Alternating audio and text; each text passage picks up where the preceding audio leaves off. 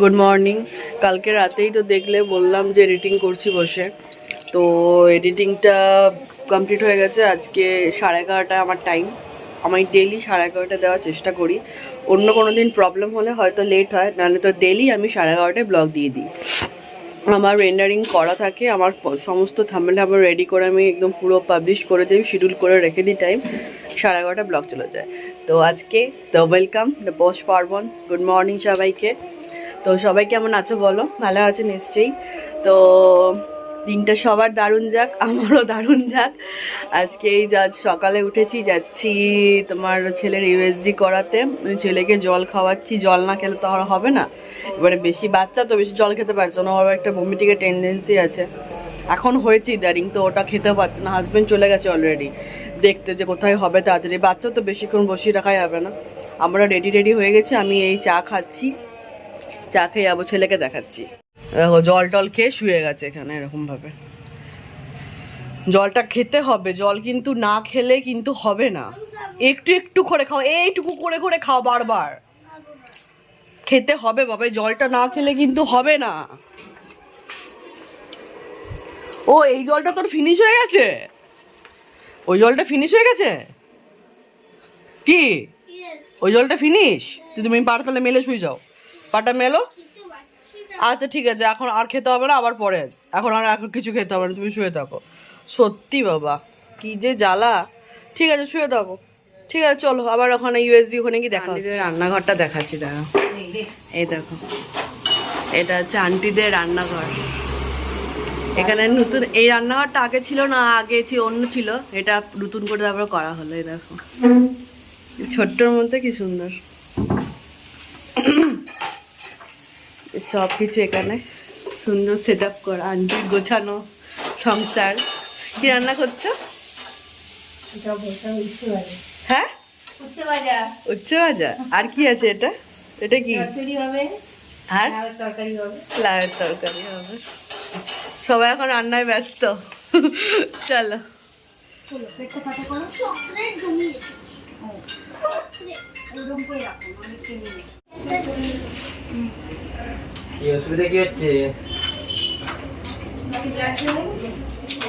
হয়ে গেল, বেরোচ্ছি আমি আর ছেলে। তোর লাগলো বাবাই?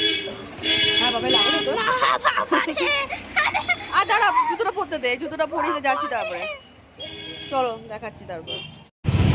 আলু 2 কেজি দেবে, পেঁয়াজ 1 কেজি দেবে, আর রসুন দেবে, আদা দেবে।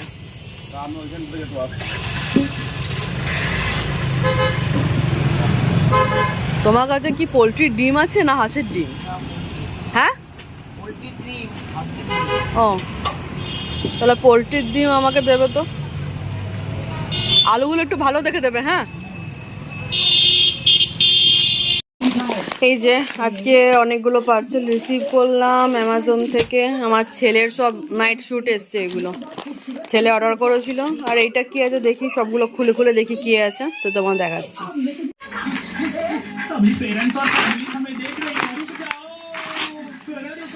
এই যে আমার এই চিয়া সিডসটা এসছে এখানে, আর দেখাচ্ছি দাঁড়াও খুলে।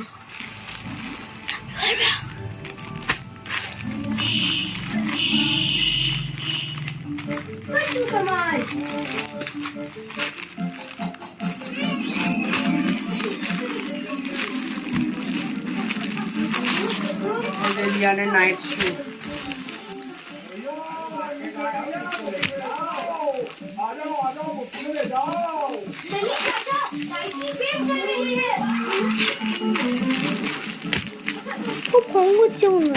এই যে নাইট শ্যুট সব এসছে চলে।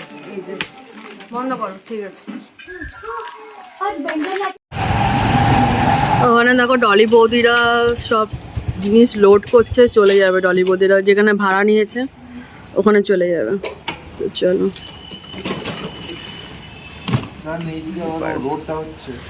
কোন দিকে? এইদিকে রোড হচ্ছে? ও আচ্ছা আচ্ছা, ও আচ্ছা আচ্ছা। আর একটা পার্সেল এলো ফ্লিপকার্ট থেকে। সব দেখো কত সুন্দর। আর দুপুরে দেখাচ্ছি, এটা আজকে দুপুরে দেখতে পাচ্ছ তো এটা কি করছি আজকে তোমার এটা রাতে হচ্ছে চিলি চিকেনের রেসিপিটা আমি একটু ছোট্ট করে বলে দিই। এখানে চিকেনগুলো ছোট ছোট করে কিউব করে কেটে নিয়েছি, কর্নফ্লাওয়ার, একটা ডিম দিয়েছি এটার মধ্যে। এটা তোমার হয়তো 300-400 চিকেন হবে, তার মধ্যে একটা ডিম দিয়েছি, কর্নফ্লাওয়ার দিয়েছি, গোলমরিচের গুঁড়ো দিয়েছি, অল্প একটু নুন দিয়েছি, সয়া সস দিয়েছি, চিলি সস দিয়েছি, আদা কুচি করে দিয়েছি আর রসুন কুচি করে দিয়েছি। ব্যাস, এটা এবার ম্যারিনেট করে ফ্রিজে রেখে দেবো। তারপরে এটা জাস্ট ফ্রাই করে ভেজে তারপরে পরে দেখাচ্ছি রেসিপিটা কী করি। আর আজকে চলো দুপুরবেলা এটা রিয়ান আর আমার বাবার গরম জল হচ্ছে। আজকে দুপুরে আমাদের লাঞ্চ হচ্ছে, দাঁড়া দেখাচ্ছি, এই যে সবজি দিয়ে মাছের ঝোল, শীতকালে সবজি দিয়ে মাছের ঝোল দারুণ লাগে। আর এটা হচ্ছে কুঁদরি আলু দিয়ে পোস্ত, ব্যাস আর কিছু নেই। যেহেতু রাতে আজকে চিলি চিকেন হবে, আজকে দুপুরে একদম সিম্পল খাবার, ব্যাস।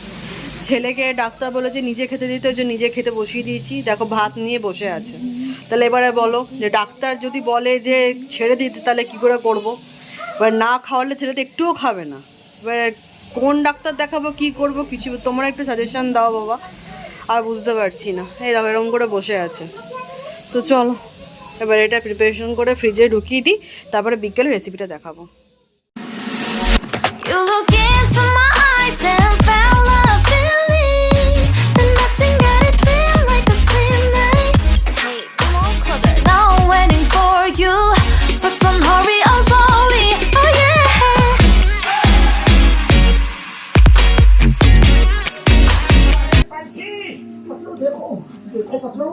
আমাকে আজকে খাই দিচ্ছে আমার ছেলে, অন্যদিন আমি গায়ে দিই, ও আমার খাই দিচ্ছে।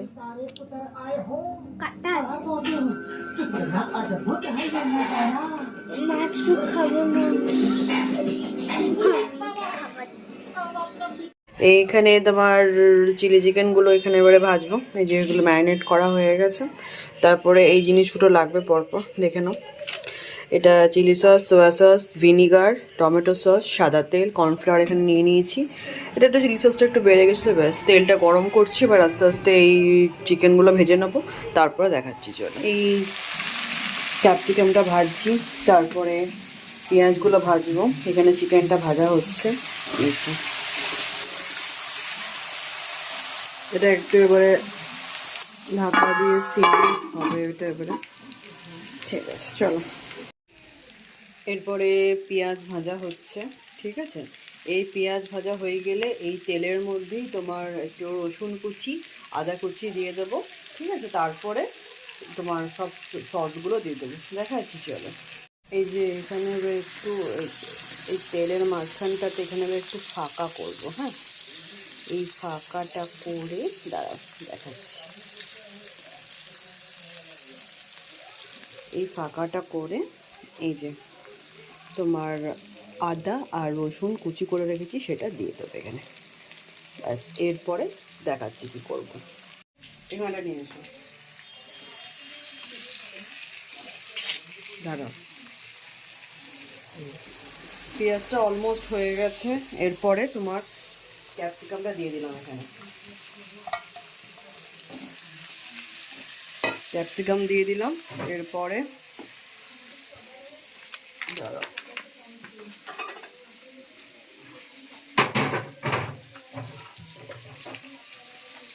এরপরে আস্তে আস্তে সসগুলো দিল। এবারে দিয়ে দিচ্ছি তোমার রেড চিলি সস, অল্প পরিমাণে দেবো, এটা অল্প পরিমাণে দেবো। এই জিনিসগুলো খুব বড্ড পছন্দ। এরপরে দেবো এখানে ডার্ক সোয়া সস, ওটা নিজের আন্দাজে দেবে তোমরা।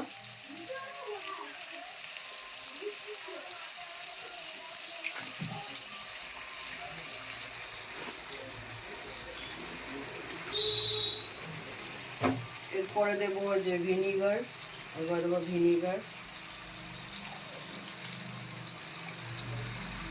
Last tomato ketchup. এটা একটু বেশি লাগবে, এটা 3 থেকে প্রায় 4 স্পুনের মতো লাগবে। এই প্যাকেট, এই কাচের বয়মগুলো প্রচণ্ড অসুবিধা হয়।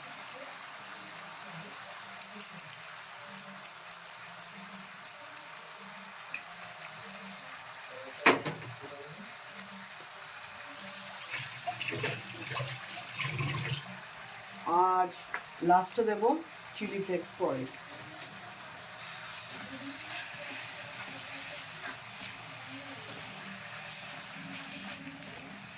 এই মিক্স হয়ে গেল, এরপরে জল দিয়ে দেবো।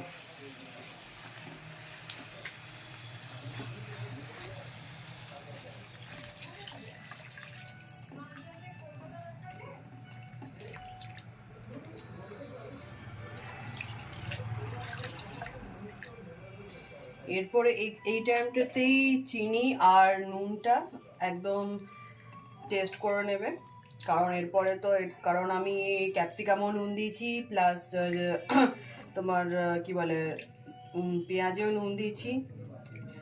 তো এবার নুনটা এখানে চেক করে এখানটাতে করতে হবে। ব্যাস, চলো। এবারে দেখো ফুটে এসছে, এরপরে চিকেনগুলো দিয়ে দিলাম।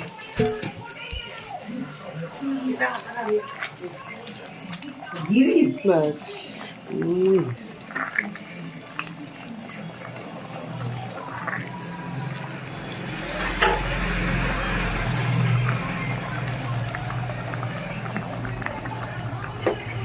এটা আবার একটু কম আছে, একটু 2 মিনিট এটা স্টিম হবে। বাস, এটাই হচ্ছে এন্ড। সরি, এই টাইমটাতে আমি একটু চিলি ফ্লেক্স দিয়ে দেবো, তোমরা দিয়ে দিও, আর দেখাচ্ছি না। তো এটাই হচ্ছে রেডি আমাদের চিলি চিকেন। ঠিক আছে, লাস্টে কর্নফ্লাওয়ারটা দিয়ে দেবো যাতে একটু গ্রেভিটা ঘন হয়। দ্যাটস ইট, আমার চিলি চিকেন রেডি। এটা আজকে আমাদের ডিনার। তো চলো, এটা রুটি। তোমাদের বলা হয়নি তো, আমার ছেলের যে রিপোর্টগুলো, তো রিপোর্ট আমাদের মানে আমার ছেলের রিপোর্ট নর্মাল। ইউএসজিতে কিচ্ছু নেই, মানে কোনো প্রবলেমই নেই। লিভার, ফ্যাটি লিভার কোনো সেরকম কোনো প্রবলেম নেই, শুধু পোস্টেড গ্ল্যান্ড এভরিথিং চেক করলো, সব ঠিক আছে। ওখানকার ডাক্তার যা বললো, এরপরে নেক্সট ডাক্তার দেখাবো, দেখি কি বলে। তো এমনিতে রিপোর্ট এখন নর্মাল, কিন্তু তাও আমার ছেলে বলছে পেটে ব্যথা। এবারে নেক্সট আমাকে একটা অন্য সাজেশন নিতেই হবে। তো দেখি অন্য কোনো সাজেশন, তোমরা যদি বাঁকুড়াতে অন্য কোনো ভালো ডাক্তার পেয়ে থাকো তো প্লিজ আমাকে একটু সাজেস্ট করো। তো এটাই তো, আজকে ব্লগটা ভালো লাগতে please do like subscribe my channel the Poush Parbon. আমি পায়েল। তো চলো, টাটা, গুড নাইট, টাটা।